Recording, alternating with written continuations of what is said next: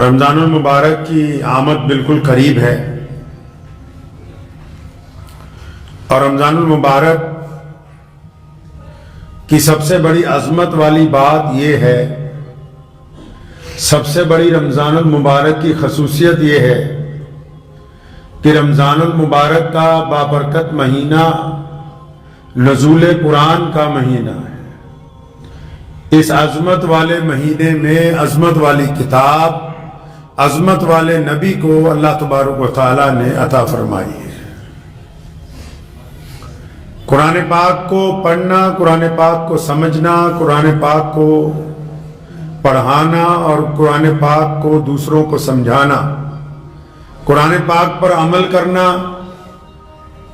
یہ تمام مسلمانوں پر فرض ہے۔ جس طرح نماز فرض کی گئی، اسی طرح قرآن پاک کے ساتھ رغبت رکھنا، اس کی تعلیم حاصل کرنا، قرآن پاک کے احکامات کو سمجھنا، یہ بھی تمام مسلمانوں پر فرض ہے تاکہ وہ اللہ تبارک و تعالیٰ کے احکامات کو سمجھ کے پوری دنیا کے سامنے اپنے رب اور رسول صلی اللہ علیہ وسلم کے پیغام کو جو ہے وہ پہنچا سکے۔ قرآن پاک میں خصوصیت ہے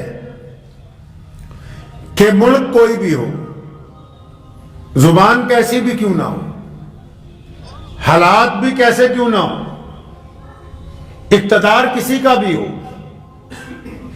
لوگ جیسے مرضی ہو، ماحول جیسا مرضی ہو، قرآن پاک کی سب سے بڑی خصوصیت یہ ہے کہ قرآن پاک نے جو باتیں انسانوں کے ساتھ کی ہیں وہ حالات کو دیکھ کے آج تک تبدیل نہیں کی جا سکی۔ قرآن پاک کے احکامات کو تبدیل نہیں کیا جا سکتا۔ قرآن پاک جس طرح نازل ہوا اور جس انداز سے نبی علیہ السلام کو عطا ہوا ہے، اب قیامت تک قرآن پاک کے زبر کو زیر کے اندر بھی کوئی تبدیل نہیں کر سکتا۔ یہ قرآن پاک کی خصوصیت ہے کہ اللہ تعالیٰ نے اس کلام کو دنیا کے تمام انسانوں کے لیے دیا ہے۔ ہمارے یہاں تو بہت سارے لوگ یہ سمجھتے ہیں کہ قرآن پاک صرف مسلمانوں کے لیے ہے، اور بہت سارے مسلمان آج کل اللہ ماشاءاللہ ایسے ہیں جو قرآن پاک کو چھپا کے رکھتے ہیں کہ اچھا اگر کسی غیر مسلم دوست نے مانگا، کسی غیر مسلم پروفیسر نے مانگا، کسی چاہنے والے نے مانگا کہ ہم بھی دیکھیں کہ آپ کی کتاب میں کیا لکھا ہے، آپ کے رب نے کیا باتیں کی ہیں، تو 200 بار سوچیں گے بھی دیں یا نہ دیں، یہ وضو کرے گا یا نہیں کرے گا۔ اللہ کے بندے، یہ اللہ کی کتاب اللہ کی مخلوق کے لیے اللہ تعالیٰ نے اپنے خاتم النبیین کو عطا فرمائی ہے۔ اس کو چھپانا نہیں ہے بلکہ دنیا کے ہر ایک فرد تک اس کی زبان میں اس کا ترجمہ کر کے پہنچانا ہے تاکہ وہ اپنے رب کی بات کو سمجھ سکیں، اور جب وہ سمجھ لیں گے اگر کچھ ہوگا یا نہیں ہوگا، کم از کم یہ تو ضرور ہوگا کہ جن کو آپ کے متعلق غلط فہمی ہے، جن کو اسلام کے متعلق غلط فہمی ہے، جو مسلمانوں کو یہ سمجھنے لگے کہ یہ دہشت گرد ہیں، جن کے دل میں یہ بات آ گئی کہ نعوذ باللہ قرآن پاک نے دہشت گردی کی بات کی ہے، جب وہ قرآن کو پڑھیں گے، قرآن کو سمجھیں گے، قرآن کی آیتوں کو سمجھیں گے، تو ان کو پتہ لگے گا کہ قرآن پاک نے جہاں جہاں ظلم کے خلاف اعلان کیا تو وہ ظالموں کے لیے کیا گیا، مظلوموں کے حق میں کیا گیا۔ قرآن پاک وہ واحد کتاب ہے جو انسانوں کی ہمدردی کی بات کرتی ہے، اور جن کو اس کتاب کا وارث بنایا گیا وہ اس کتاب کو چھپاتے پھر رہے ہیں۔ اس سے زیادہ بدقسمتی کی بات اور کیا ہو سکتی ہے؟ جن کو وارث بنایا اس کتاب کا۔ قرآن پاک کی خصوصیت پتہ کیا ہے؟ آپ کو پتہ ہے نبی علیہ السلام سے پہلے جتنے بھی رسول آئے ان کو کتابیں دی گئیں، صحیفے دیے گئے، لیکن اللہ کی طرف سے پابندی تھی کہ جو جس نبی کو کتاب دی جائے گی اس کا حافظ صرف نبی ہی ہوگا، جس کو عطا کی جائے گی اسی کو یاد رہے گی۔ یہ محمد رسول اللہ نے ہم پر کرم فرمایا کہ اللہ نے جب ان کو قرآن عطا کیا تو انہوں نے پوری امت کو حفظ کرنے کی اجازت دے دی، ورنہ قرآن کے علاوہ کسی نبی کی کوئی ایسی کتاب ہے ہی نہیں جو ان کی امت میں کسی نے حفظ کی ہو۔ یہ عظمت بھی اگر عطا کی گئی تو قرآن پاک کو عطا کی گئی ہے۔ یہ مرتبہ بھی اگر ملا ہے تو صرف قرآن پاک کو عطا کیا گیا، اور اس مرتبے عطا کرنے کی وجہ سے دیکھیے پہلی امتوں کی کتابیں محفوظ نہیں رہیں، اور جو محفوظ بھی تھیں ان میں رد و بدل ہو گیا۔ موسیٰ علیہ السلام کے صحیفے، ان کے پاس جو توریت تھی، جو انجیل تھی، وہ محفوظ نہیں رہی، لیکن قرآن پاک محفوظ کیوں ہے؟ کیونکہ نبی علیہ السلام نے اپنی امت کے سینوں میں اس کو محفوظ کر دیا، اپنی امت کے کروڑوں دلوں کے اندر اس کو اس کا گھر بنا دیا۔ اب کوئی چاہے بھی تو اس کے اوراق میں کسی زبر کو زیر میں، کسی پیش کو نہیں تبدیل کر سکتا۔ کیوں؟ کیونکہ یہ کروڑوں دلوں میں محفوظ ہے۔ اللہ تعالیٰ نے اس کی حفاظت کا کائنات میں انوکھا انتظام کیا کہ دشمن بھی چاہے تو وہ قرآن پاک کے حروف کو تبدیل نہیں کر سکتا ہے۔ بہت سارے لوگ یہ سمجھتے ہیں کہ قرآن پاک صرف شاید ناظرہ پڑھنے کی کتاب ہے، ناظرہ پڑھنے کا ثواب ہے، اس میں کوئی دو رائے نہیں۔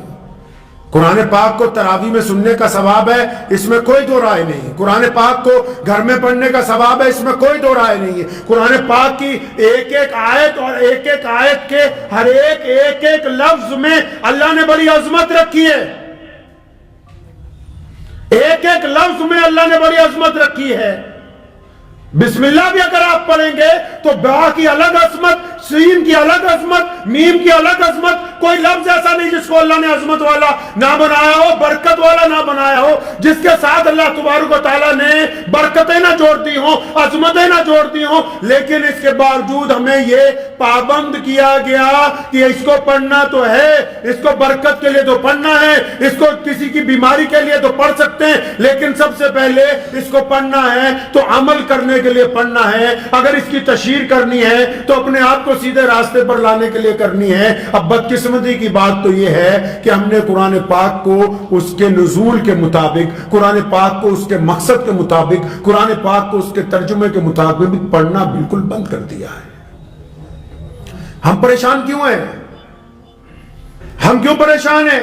کیونکہ ہم نے قرآن پاک کو ترجمے کے ساتھ پڑھا نہیں۔ ہم قرآن پاک کو دم کرنے کے لیے استعمال کرتے رہے اور قرآن پاک کو ترجمے کے ساتھ نہیں پڑھا۔ اچھا ترجمے کے ساتھ پڑھتے تو ہمیں پتہ لگتا کہ جو بیپاری بیپار کر رہا ہے، یہ جو ترازو ہاتھ میں پکڑا قرآن پڑھا ہوا ہوتا اور اس نے ترجمہ پڑھا ہوا ہوتا تو اس کو پتہ ہوتا کہ میں ایک بیپاری ہوں، میرے رب نے قرآن میں مجھے کہا ہے کہ برابر تولنا، غلط مت تولنا، میری نگاہ تجھ کے اوپر ٹکی ہوئی ہے۔ کیونکہ قرآن نہیں پڑھا اس لیے افسر تو بن گیا ہے، اقتدار میں تو آ گیا ہے، لیکن بڑے لوگوں کو کچھ کرنے کے لیے کام کرتا ہے، اپنی مرضی کے مطابق قرآن کرتا ہے۔ لیکن اگر قرآن پڑھا ہوتا تو پھر اس کی بات سمجھ آ جاتی کہ میں کلمہ لا الہ الا اللہ محمد رسول اللہ پڑھنے والا ہوں، میں انصاف کا قلم لے کے بیٹھا ہوں، میں کسی کو مسلمان ہونے کی وجہ سے چھوڑ نہیں سکتا، کسی کو غیر مسلم ہونے کی وجہ سے سزا نہیں دے سکتا، بلکہ جو رب رسول نے انصاف کے تقاضے پورے کرنے کے لیے کہا ہے اس کے مطابق کام کروں گا۔ قرآن کیونکہ پڑھتے نہیں ہیں، ہم نے سمجھا ہی نہیں قرآن پاک کو۔ قرآن پاک نے ہمارے ساتھ گفتگو کی ہے بار بار، آج بھی بڑی ذمہ داری کے ساتھ یہ بات عرض کی جاتی ہے۔ آج بھی اگر رمضان آنے والا ہے، 2-3 دن رہ گئے، آپ قرآن پاک کو پہلے پارے سے پڑھنا شروع کیجئے اور اس کا ترجمہ ساتھ میں پڑھیے، اس کی تفسیر پڑھیے۔ یہ دعویٰ کیا جاتا ہے آج بھی پوری کائنات میں اگر کوئی زندہ کتاب ہے،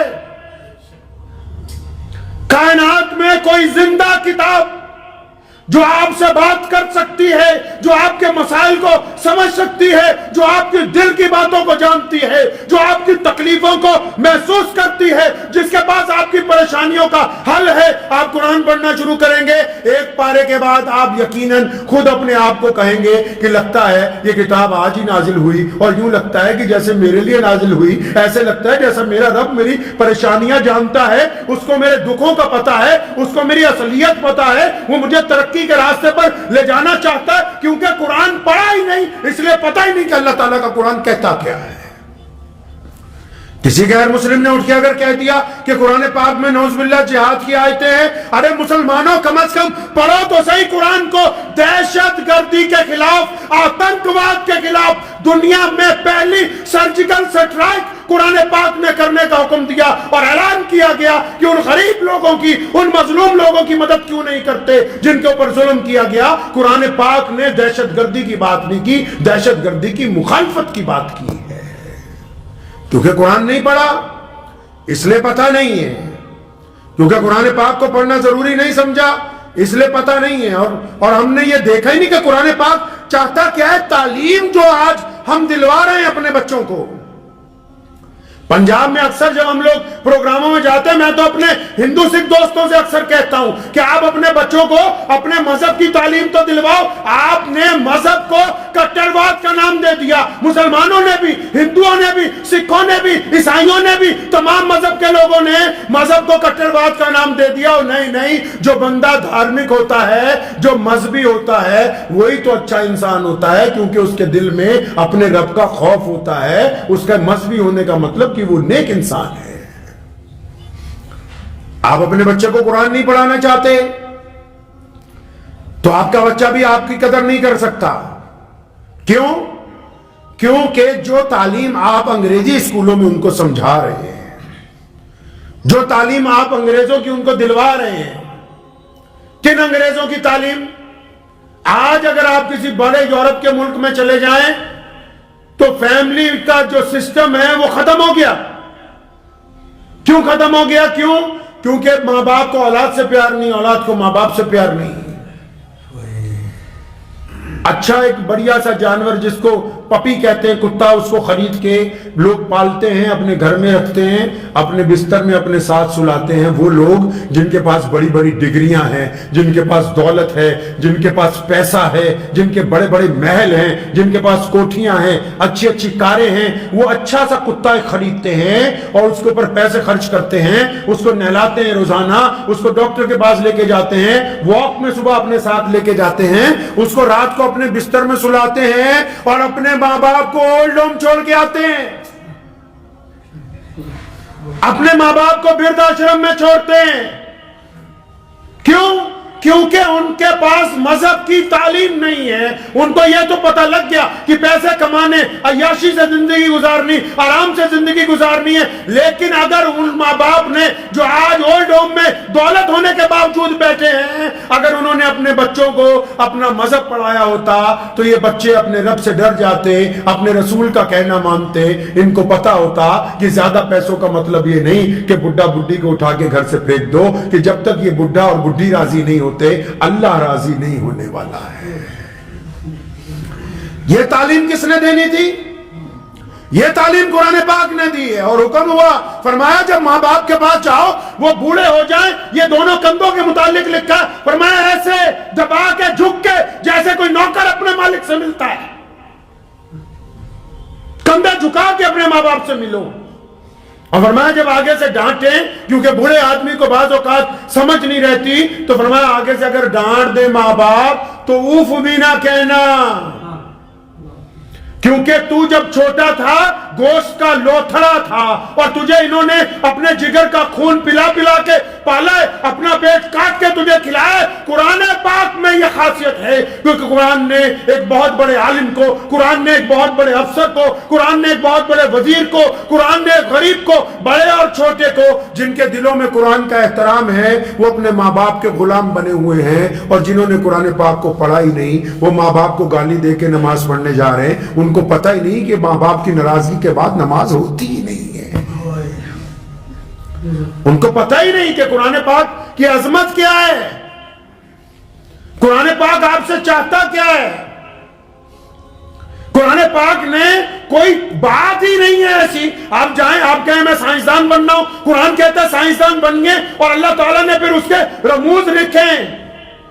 ایک بہت بڑا کیپٹن جو سمندر کا تھا، وہ ایمان جب لے کے آیا، جرمن کا رہنے والا تھا، تو اس نے ایمان کیوں لے کے آیا؟ اس کو کسی صاحب نے قرآن پاک دیا، اس نے قرآن پاک میں جب سمندر کا ذکر پڑھا، قرآن پاک میں حضرت یونس علیہ السلام کا واقعہ ہے، پھر اس مچھلی کا واقعہ ہے جو یونس علیہ السلام کو اپنے پیٹ میں لے کے سمندر میں اتری، پھر اس تحت الثری کا واقعہ ہے جو سمندر کے نیچے پھر ایک سمندر ہے، پھر اس سے اگلے سمندر کا واقعہ ہے جو بالکل کالا ہے، جہاں بالکل اندھیرا ہے۔ جب ان سمندروں کا ذکر اس نے پڑھا تو اس کا دماغ گھوم گیا، وہ کہنے لگا یہ محمد رسول اللہ، ہمارے پیارے پیغمبر۔ کیونکہ غیر مسلم دوست بہت سارے یہ سمجھتے ہیں کہ شاید قرآن پاک محمد رسول اللہ کی کتاب لکھی ہوئی ہے، نہیں، قرآن پاک کو محمد رسول اللہ کو اللہ نے دیا ہے، یہ اللہ کی کتاب ہے۔ جب اس نے یہ واقعہ پڑھا سمندر کا تو اس نے نبی علیہ السلام کی زندگی پر کتابیں منگوا لی کہ میں یہ پڑھوں گا کہ وہ کون سے جہاز میں بیٹھے تھے، کون سے کپڑے استعمال کیے تھے، کس طرح آج سے 1450 سال پہلے سمندر کے نیچے چلے گئے، ان کو کیسے پتا ہے کہ سمندر کے نیچے ایک اور سمندر ہے، کہ میری زندگی تو 50 سال گزر گئی، مجھے پہلی طے کا پتا ہے، مجھے پتا ہے کہ اس کے نیچے ایک اور جگہ ہے، لیکن ہم جا نہیں سکے۔ یہ قرآن کیسے باتیں کرتا ہے کہ اتنی نیچے جا کے تحت الثری میں وہ اتر گئی ہے مچھلی؟ تو وہ بڑا حیران ہوا کہ محمد رسول اللہ کی زندگی پڑھنی ہے، کون سی کشتی استعمال کی، کون سے کپڑے استعمال کیے، کون سی گیس استعمال کی، اور جب کتابیں پڑھی پتہ لگا پیارے پیغمبر تو کبھی کشتی پر سوار ہی نہیں ہوئے، پیارے پیغمبر نے تو کبھی سمندر کا سفر کیا ہی نہیں۔ تو اس کو کسی بتانے والے نے بتایا یہ کتاب اللہ کی کتاب ہے، یہ محمد رسول اللہ پر نازل کی گئی ہے، اس میں دنیا کے آخرت کے تمام راز اللہ نے اپنے محبوب کے اوپر کھول کے بیان کیے ہیں۔ تب اس نے کہا کہ بے شک میں اس بات کو ماننے کے لیے تیار ہوں سمندر کا ماہر ہونے کے باوجود کہ اگر کوئی سچی کتاب ہے تو محمد رسول اللہ کو عطا کی گئی قرآن پاک ہے۔ تو ہمیں تو ماشاءاللہ اللہ تعالیٰ نے اس قرآن پاک کو ہمارے گھروں کے اندر عطا فرمایا۔ ہم نے کیا کیا قرآن پاک کے ساتھ؟ کل مجھے ایک مولانا صاحب کا فون آیا، تھوڑی ناراضگی میں بول رہے تھے کہ حضرت آپ نے کہہ دیا گھروں میں تراویحیں مت کراؤ، پھر یہ حافظ بیچارے، تو یہ حافظ اس لیے تو نہیں بن گئے کہ ان کو چند پیسوں کی ضرورت ہے، یہ اللہ تبارک و تعالیٰ کے قرآن کے محافظ ہیں، جو ان کا درجہ ہے تمہاری عقل وہاں تک پہنچ ہی نہیں سکتی۔ تمہیں 5-10 ہزار 50 ہزار نظر آ رہے ہوں گے، قرآن کے ساتھ کھلواڑ کرنا چاہتے ہو، کیونکہ جن کی غیرت مر گئی نا، جن کا ضمیر مر گیا ہے۔ اصل موت وہ نہیں ہوتی جب بندے کی سانس رک جاتی ہے، اصل موت وہ ہے جب کسی کی غیرت مر جائے۔ یہ غیرت ہی تو مر گئی کئی مسلمانوں کی کہ 3 دن میں قرآن ختم کرانا ہے، اور ان 3 دن کے قرآن پاک میں باہر بیڑیاں پیے، باہر پان کھائیں، باہر چائے پیے، اور جب یہ امام 2 بارے پڑھنے کے بعد رکوع کرے ہائی کرتے دوڑتے ہوئے آؤ اور رکوع میں شامل ہو جاؤ۔ یہ غیرت ہی تو مر گئی کہ خدا کے عذاب کو للکارتے پھرتے ہو تم۔ اور بے ادبی کس کو کہتے ہیں؟ اور دین میں گنڈا گردی کس کو کہتے ہیں؟ اسلام کو چھوڑا قدم قدم پر، تبھی تو آج سریا سے زمین پر آ کے گر گئے۔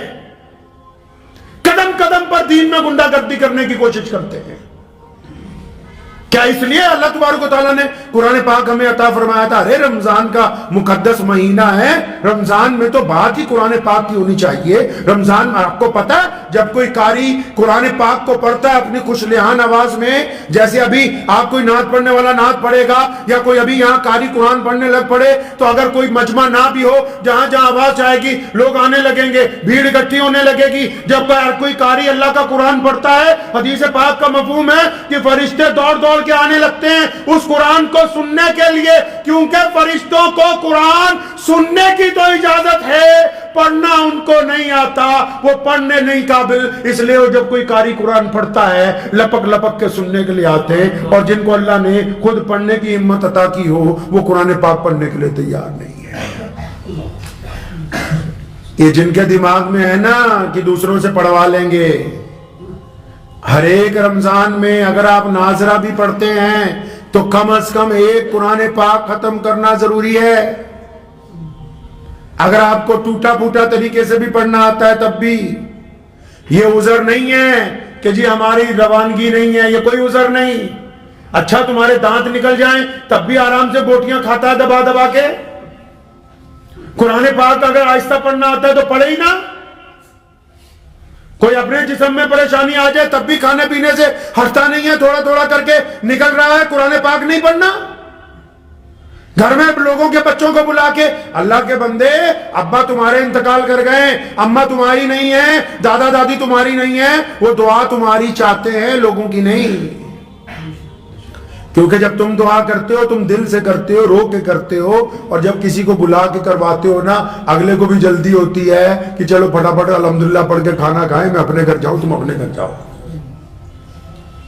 قرآن پاک کی عظمت کو سمجھ لیں آج بھی, اور اللہ نے قیامت تک اس کتاب کی حفاظت کا وعدہ اپنے ذمہ لے رکھا ہے. سنو قرآن پاک کی عظمت.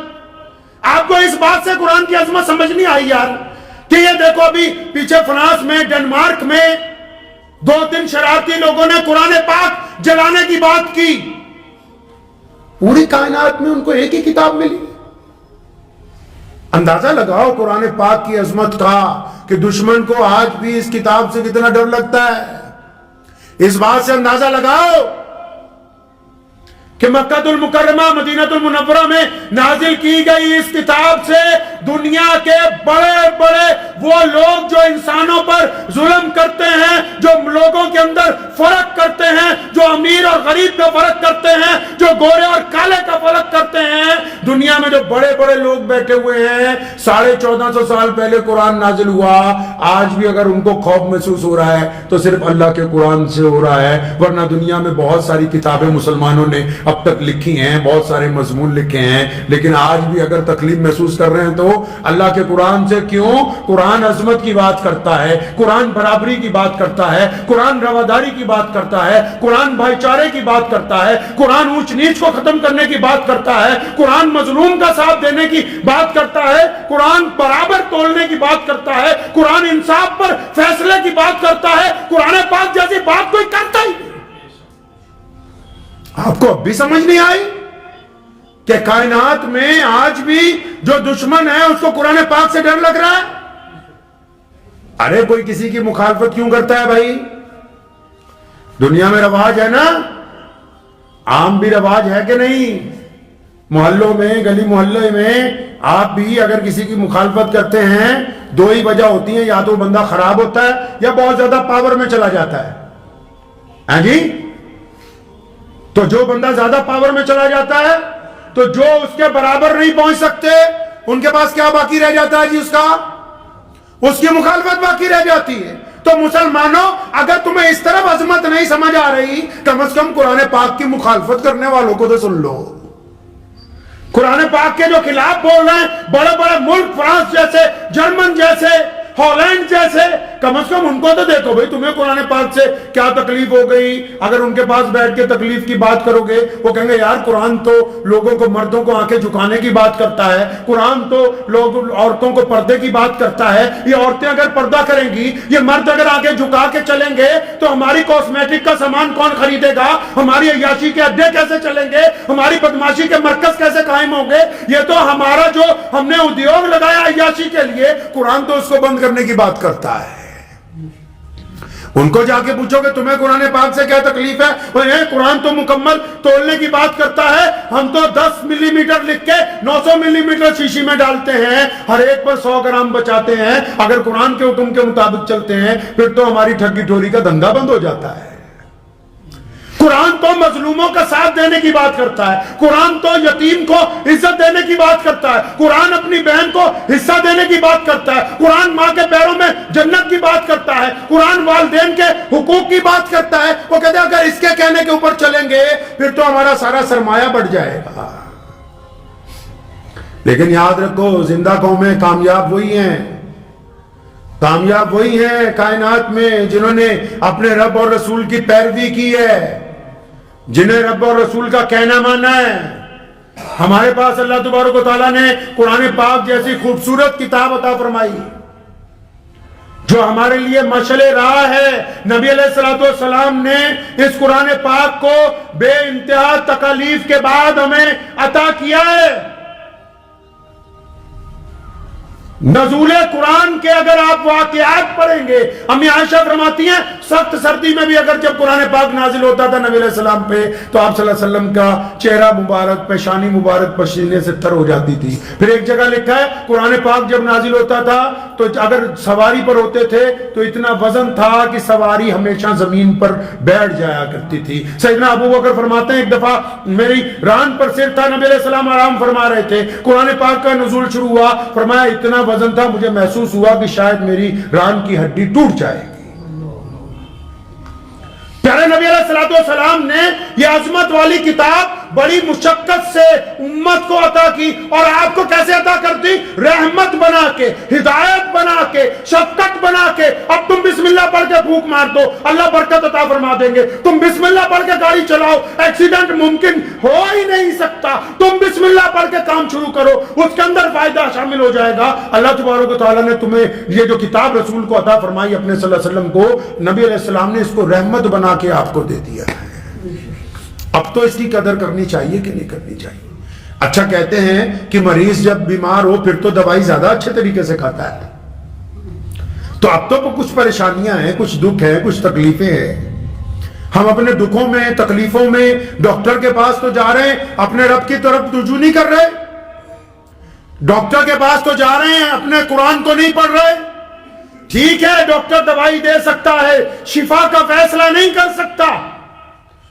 موسیٰ علیہ السلام کو تکلیف ہوئی، اللہ تعالیٰ نے کہا فلاں جڑی بوٹی کھا لیجئے، کھائی شفا ہو گئی، دوبارہ ہوئی وہی کھائی تو تکلیف بڑھ گئی۔ کیوں؟ شفا اللہ تعالیٰ دینے والے ہیں، ڈاکٹر دینے والا نہیں ہے۔ تو جو دنیاوی اسباب کو اختیار کر رہے ہیں تو کم از کم یہ بھی ذہن میں رکھنا چاہیے کہ ہم اللہ کے قرآن کے ساتھ جڑے رہیں گے انشاءاللہ۔ اور جو غیر مسلم دوست بھائی اس نیت کے ساتھ نہیں کہ ہم تو اس لیے قرآن شریف بانٹ رہے ہیں کہ پتہ نہیں فلاں بندے نے ایمان لے آنا ہے، وہ بات کی بات ہے، مقدر کی بات ہے، لیکن دنیا کے لوگوں کو یہ بتانے کے لیے کہ قرآن پاک نبی علیہ السلام پر نازل ہونے والی وہ کتاب ہے جس نے تمام انسانوں کے ساتھ رواداری کی بات کی ہے، جو تمام انسانوں کی ہمدردی کی بات کرتا ہے، جس میں کسی کی مخالفت میں، کسی کے خلاف، کسی کا نام لے کے کوئی بات نہیں کہی گئی۔ جو غلط فہمیاں اسلام دشمن طاقتوں نے عام لوگوں کے دلوں میں ڈالی وہ کیسے دور ہوں گی؟ وہ تب دور ہوں گی جب میں اور آپ قرآن پاک کو ہدیتاً لوگوں کو دینا شروع کریں گے، قرآن پاک کو ہدیتاً لوگوں کو دینا شروع کریں تاکہ لوگ اس سے فائدہ اٹھا سکیں، اپنی غلط فہمیاں دور کر سکیں۔ اپنی مادری زبان میں اس کا ترجمہ کیجئے، اپنی مادری زبان میں۔ ہم لوگ ابھی وہاں مہاراشٹر گئے تھے تو یہ سن کے بڑی حیرانی ہوئی کہ مراٹھی میں قرآن پاک کا ترجمہ نہیں وہاں موجود تھا۔ کشمیر میں گئے، اس دن جموں میں پروگرام تھا، بڑی خوشی ہوئی کہ گوجری میں مولانا نے قرآن پاک کا ترجمہ کیا اور پھر وہاں کی مقامی زبان میں بخاری شریف کا ترجمہ کیا۔ یہ ضرورتیں ہیں، آپ اپنی زبان کو نظر انداز مت کیجئے، اپنے لب و لہجے میں، اپنی زبان میں اپنے رب کی، اپنے نبی علیہ السلام کی باتیں، ان کا ذکر اپنے حلقے کے اندر کیجئے۔ اگر آپ ایسا کریں گے اللہ تبارک و تعالیٰ اس کا فائدہ عطا فرمائیں گے، کریں گے انشاءاللہ۔ تو وعدہ کر لیں کہ اس رمضان میں انشاءاللہ جو ناظرے والے ہیں وہ بھی مکمل قرآن ختم کریں گے انشاءاللہ، اور اپنی اپنی مسجدوں میں 27ویں شب کو کم از کم ہمارے اکابرین کا یہ رواج رہا ہے، اور تمام دنیا میں بھی یہ رواج ہے کہ قرآن سارا مہینہ سنتے تھے۔ یہ تو ہمیں کوئی پتہ نہیں نظر لگ گئی یا بیماری لگ گئی یا حرام کھانے سے کچھ جراثیم پیدا ہو گئے کہ ہم چاہتے ہیں کہ بس ایک ہفتے میں 15 دن میں نپٹ کے ادھر ادھر جائیں، آوارہ گردیاں کرتے پھرے، پھر رمضان کے مقدس مہینے میں گناہ ہو جائیں تاکہ اور مصیبت سر پہ پڑ جائے۔ کم از کم اپنی اپنی مسجد میں 27 دن کا قرآن پاک ختم کروائیے، سارا رمضان مسجد کی رونق بن کے رہیے۔ خدا کی قسم آپ مسجد میں رونق بن کے آئیں گے، یہ مسجد آپ کے لیے دعا کرے گی رات کے پچھلے پہر کہ اللہ جنہوں نے مجھے آباد کر رکھا ہے نا تو ان کے گھروں کو آباد کر دے۔ اس لیے مسجدوں کی دعائیں لیں، مسجدوں کی بددعائیں نہ لیں۔ وآخر دعوانا ان الحمدللہ۔ مجھے امید ہے کہ آپ کو یہ ویڈیو پسند آئی ہوگی، اگر پسند آئی ہو تو یہ آپ اپنے دوستوں کے ساتھ شیئر کریں اور اس چینل کو سبسکرائب ضرور کریں۔